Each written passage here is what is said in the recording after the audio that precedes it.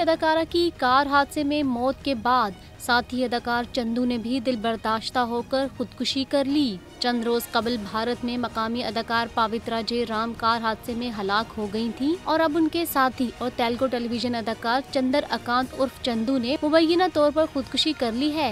ये गुमान किया जा रहा है कि चंदू ने साथी अदाकारा की मौत के बाद दिल बर्दाश्ता होकर खुदकुशी की है। भारतीय मीडिया के मुताबिक चंदू की लाश उनके घर में लटकी पाई गई है, जहां वो अपनी पार्टनर पवित्रा जे राम के साथ रहा करते थे। चंदर अकांत के वालिद ने पुलिस को बयान दिया है कि उनका बेटा कुछ अरसे से इंतहाई जहनी दबाव का शिकार था, जो मुमकिन तौर पर इस दिलखराश वाक़े का सबब बन गया है।